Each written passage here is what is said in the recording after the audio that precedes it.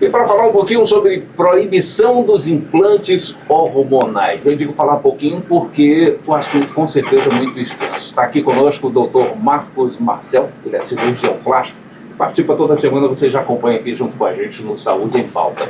E com ele, a nutróloga, a doutora Aline Jardim. Muito bom dia para vocês, seja mais uma vez bem-vindo, doutor. Bom dia a todos, bom dia ouvintes. Hoje um tema bastante polêmico, porque adiantar um pouquinho a minha visão sobre isso, eu acho que a cada dia que passa está sendo tirado a nossa autonomia como médicos, né? Como prescrever o que a gente acha melhor para a qualidade de vida dos nossos pacientes. E essa semana, coincidindo com a semana do Dia do Médico, recebemos uma notícia bastante triste para nós e para os pacientes, que é a proibição dos implantes hormonais. Na verdade, a via que foi proibida, né, que é a via subcutânea, porque a gente ainda pode encontrar esses hormônios em farmácias que podem ser vendidos livremente, tá? Só que a gente trabalha e a gente traz informação aqui para vocês baseado em evidência científica, em ciência, tá? Então, já existia uma resolução há um tempo atrás, lembrando a todos vocês que isso foi uma imposição da Anvisa ao CFM, o Conselho Federal de Medicina, tá? Então foi uma conduta da Anvisa proibir essa via de administração subcutânea, né? Então muitos pacientes serão, de certa forma, prejudicados, tá? Porque a gente indicava essa via, que existe evidência científica com mais de 7 anos, mais de 1 milhão de pacientes com um índice de complicações menor que 1%, tá?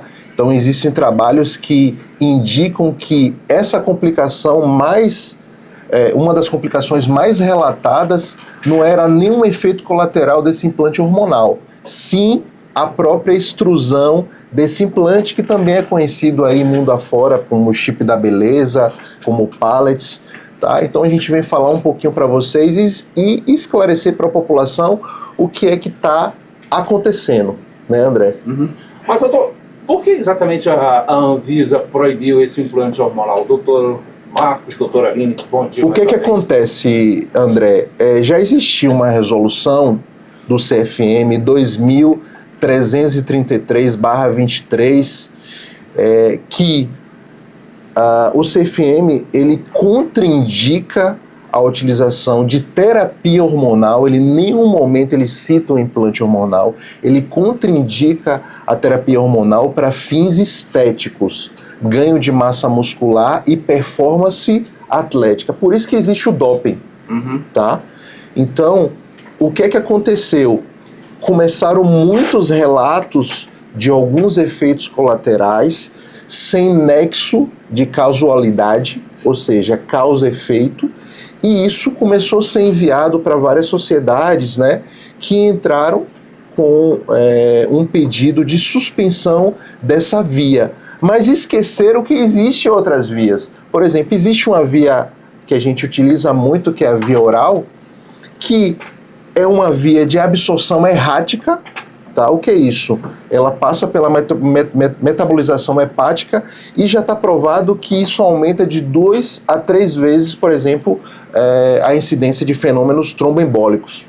Então, assim, hoje a gente indicava muito implantes de forma subcutânea nessa administração, porque a gente trabalha de forma interdisciplinar e com cirurgia plástica, e a gente via que pacientes que faz uso prolongado de anticoncepcional oral, por exemplo, ele causa uma menopausa química, ele aumenta o índice, a incidência de trombose. Então, além de outros pacientes que a gente indica que tem concomitantemente uma doença chamada endometriose, que cada vez mais sendo diagnosticada e a incidência dessa doença aumentando. Além de pacientes homens que têm hipogonadismo, que se beneficiavam muito com a reposição de testosterona. Mas o que foi proibido? Foi proibida a administração subcutânea, tá? E todas essas vias continuam sendo realizadas, liberadas, que causam até efeitos colaterais muito piores do que a via que foi proibida, não é isso, doutora Aline? Exatamente. Então vamos deixar claro que não foram proibidos os hormônios, a reposição hormonal, e sim a via de administração que nós utilizávamos, que são os implantes subcutâneos, também conhecido como chip da beleza. E por que essa via foi suspensa agora pela Anvisa? Porque existe um site que já foi até tirado do ar, que não é científico, né? Então as pessoas iam nesse site e colocavam seus relatos lá, falando da sua insatisfação ou efeitos colaterais que tiveram com os implantes hormonais, e usaram esses relatos, 200 e poucos relatos, usaram como base para a suspensão dos implantes hormonais. Nós sabemos que os implantes hormonais existem desde 1937, então não é uma coisa nova. Nós sabemos que mundialmente são utilizados, mas aqui no Brasil agora aconteceu essa suspensão pela Anvisa. É uma via que nós utilizamos muito porque nós sabemos que para a reposição hormonal existem poucas maneiras de nós estarmos repondo. Nós sabemos que hoje na farmácia para venda existem testosterona em forma de injetável ou gel, mas somente em doses masculinas. Nós não temos testosterona na dose feminina para venda na farmácia de dispensação. Nós conseguimos hoje, então, repor testosterona para as mulheres apenas na farmácia de manipulação, porque o implante hormonal no momento está suspenso. E o estradiol nós temos na farmácia para venda, então o adesivo e via oral. Que via oral não é uma maneira que eu faço a reposição hormonal, principalmente porque trabalho com cirurgia plástica e nós sabemos dos eventos trombóticos que podem estar ocorrendo com esse tipo de reposição. Então ficamos um pouco aí amarrados, né, na reposição hormonal, e também nós sabemos que a reposição hormonal por creme transdérmico é uma via boa, mas existem mulheres que não respondem a essa via. Então é quando nós utilizávamos os implantes hormonais, e muitas mulheres estamos tendo relatos aí diariamente nas nossas redes. Meu WhatsApp ficou transbordando de mensagens, porque as mulheres realmente, quando encontram um tratamento que sentem a eficácia, é suspenso, e aí elas ficam, meu Deus, e agora o que será da minha saúde? Porque nós estamos falando de saúde. Ninguém está usando aqui implante hormonal para buscar estética.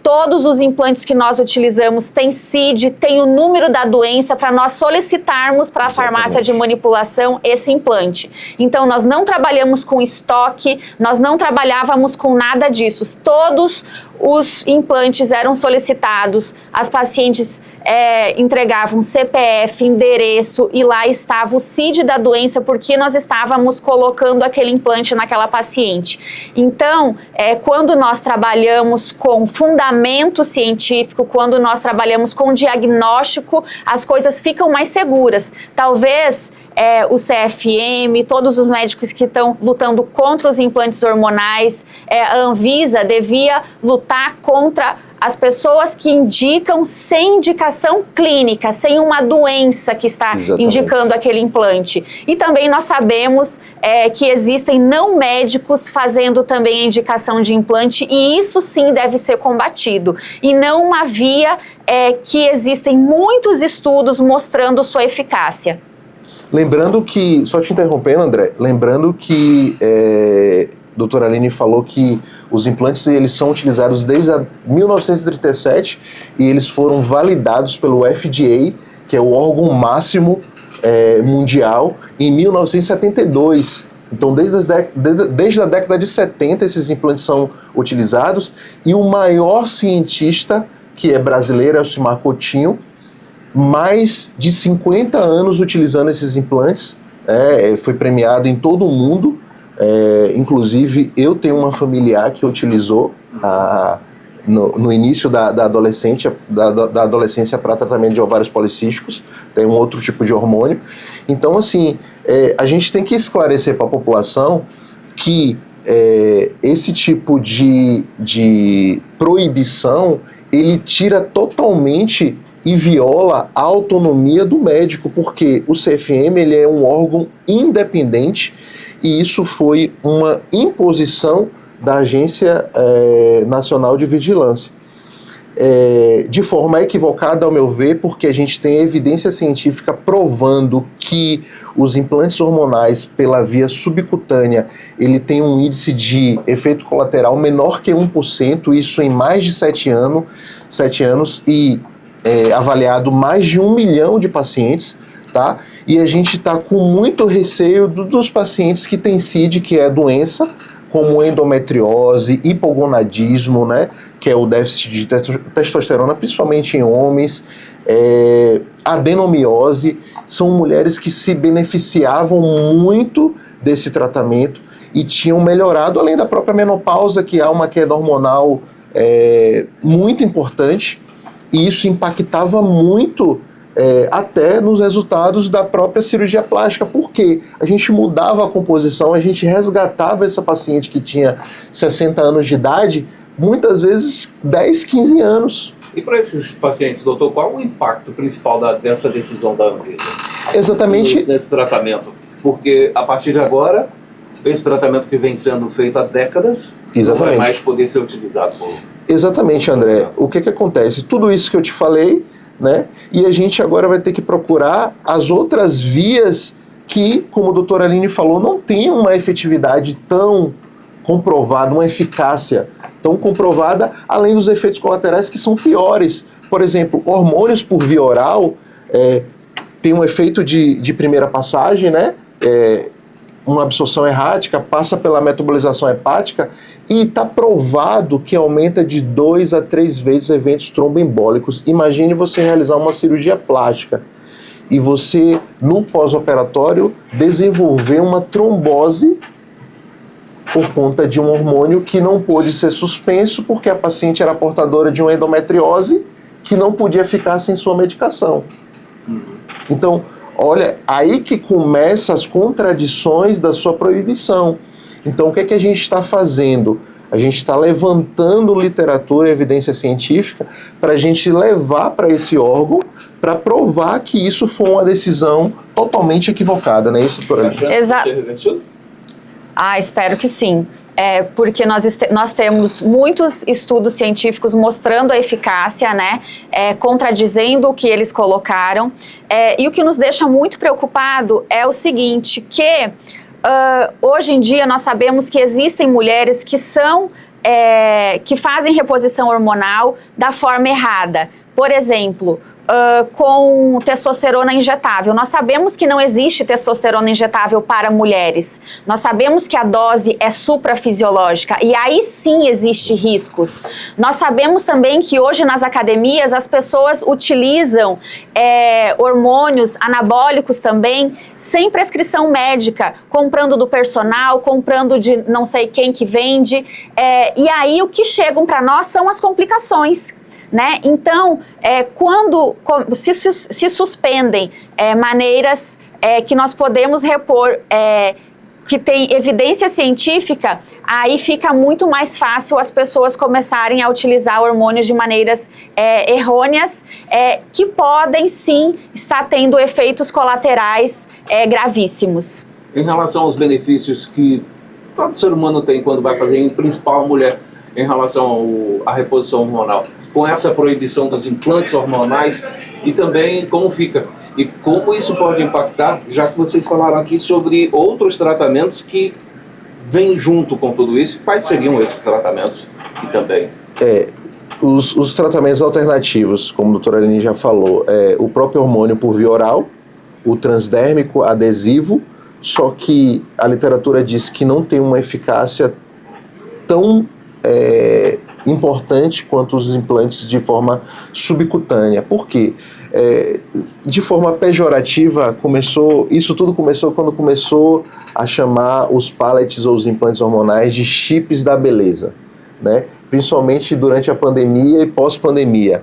Então isso gerou um desconforto entre várias sociedades médicas, porque já existia uma resolução que contraindicava para fins estéticos, né, de 2023. Né? Então o CFM ele contraindicava para ganho muscular sem CID, sem doença, simplesmente por hipertrofia, tá? Mas ele não contraindicava quando o paciente ele tinha um diagnóstico. Então a resolução de 2023 ela diz exatamente isso. O que é que a gente não entendeu? É que a Anvisa impôs ao CFM, que é um órgão independente, talvez ele que deveria adotar esse tipo de proibição ou não, de acordo com o nexo de causalidade, causa-efeito, porque a gente não tem comprovação de que esses implantes eles têm um efeito colateral aumentado. Não tem evidência científica. Se você pegar o documento da Anvisa, que está aí à disposição de todos nós na internet, as referências bibliográficas que ele pega são relatos de Instagram, blogs e artigos que não têm relação nenhuma com os implantes hormonais. Artigos que falam de outras vias de administração. Então, a nossa esperança é que isso seja revisto, porque a gente está aqui quarta-feira há quase 2 anos, trazendo informação de qualidade para a população e, de certa forma, para ajudar talvez o público que mais é sofrido, que são as mulheres. E quem faz uso, principalmente o doutor Aline talvez possa responder aqui, quem faz uso, a mulher que faz uso desses implantes hormonais, como vai afetar a qualidade de vida dessas pessoas e o bem-estar desses pacientes, doutora? Principalmente na menopausa, né? A maioria das mulheres que fazem uso de implantes hormonais, muitas já tentaram outras vias, né? Então, principalmente a transdérmica, que é uma via também segura e que nós conseguimos colocar doses fisiológicas para as mulheres. Mas nós sabemos que essa via transdérmica, que é aquele cremezinho que você passa na pele, existe todo um processo de absorção. Então nós sabemos que tem espessura de pele, tem tecido adiposo, tem vários fatores aí que impactam na absorção desse hormônio. E existem mulheres que não têm uma boa absorção transdérmica. Era quando nós utilizávamos, então, os implantes hormonais, que nós sabemos, sim, essa absorção que a paciente tem. Então, quando se suspende o implante hormonal, nós teremos que voltar para uma técnica que já não fazia tanto efeito para essa mulher. Infelizmente, quem sairá perdendo serão os pacientes. Serão realmente aqueles pacientes que necessitam de um tratamento, porque eles têm uma necessidade específica, eles têm um CID, eles têm uma doença. Pacientes com endometriose, existem pacientes que usam, por exemplo, a gestrinona, que não é um hormônio que seu corpo produz, mas é um hormônio que foi estudado e existem evidências científicas que ela atua no tratamento de endometriose, existe também no tratamento de mulheres que têm TPM muito forte. Tem mulheres que têm TPM que têm sintomas depressivos. Existem relatos de casos de tentativa de suicídio por TPM. E quando você bloqueia esse eixo com a gestrinona, por exemplo, você controla essa TPM dessa paciente. Você controla as dores. Existem pacientes que fazem cirurgia de endometriose e mesmo assim continuam com dores muito fortes. Então, quando você usa esse hormônio, a gestrinona, por exemplo, você consegue bloquear. Então, muitos ginecologistas acabam associando o tratamento. Fazem a cirurgia para endometriose e também associam a gestrinona. Quando nós não temos mais ela no implante subcutâneo, outra via que nós conseguimos utilizar, que não tem tanto impacto em via hepática, porque você poderia usar ela oral, mas aí ela passa por sistema hepático e é hepatotóxica por muito tempo, nós usaríamos em strip oral. Mas aí a absorção, a quantidade que nós conseguimos utilizar, às vezes não é como o implante. Então, na verdade, nós vamos aí tentar manipular algumas vias para as mulheres não ficarem desassistidas, né? Mas quando você sai de uma coisa maravilhosa e né, tem esse retrocesso, às vezes as pacientes realmente vão sentir grande impacto na sua saúde. Esses implantes levam um tempo no corpo e o paciente vai retornar depois desse tempo, né? É mais ou menos quanto tempo? Exatamente. Existiam, né? Porque agora as farmácias foram proibidas de manipular pela Anvisa, então a lei a Anvisa proíbe a manipulação e a divulgação desses implantes hormonais. Mas quem tem, né? Quem tem o período absorvível, que é um comprimido que tem uma liberação ali, e eles implicam nesse tempo de liberação, mas já existem estudos que está tendo até um congresso agora internacional da menopausa na Europa, e existe um médico brasileiro levando um estudo mostrando a liberação desse implante com exames que foram feitos diários, depois semanais, depois mensais desse estradiol, porque existem médicos e sociedades falando sobre essa liberação, que não se sabia quanto liberava, e agora já existem estudos mostrando. Então existe esse absorvível, que é de 6 meses, e existe o inabsorvível, que é de 1 ano. Então tem mulheres que estão 6 meses aí repostas e outras 1 ano. Eu fiz essa pergunta por um outro motivo. No caso, essas pacientes que já fizeram uso e vão ter que retornar daqui a algum tempo, que está aí ouvindo o programa, está na dúvida, o que é que eu faço? O que vocês procure seu médico, um médico que saiba, que saiba te orientar para estar buscando novas alternativas. Ok. 8 horas.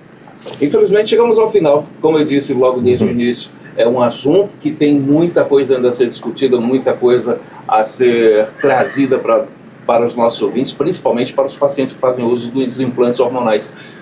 Alguma coisa mais que vocês queiram colocar, que vocês acham interessante, que precisa ser colocado? A gente está no aguardo aí que essa posição da Anvisa ela seja revista, porque diante do que a gente já comentou aqui para os nossos ouvintes, a gente beneficiava muitas mulheres, né, com esse tipo de terapia, e isso atinge não só a nossa especialidade, né, a própria ginecologia, outras especialidades que faziam uso de associação de tratamento de doenças com o implante e com outras alternativas, para principalmente hoje em dia endometriose, menopausa, desequilíbrio hormonal, adenomiose e hipogonadismo.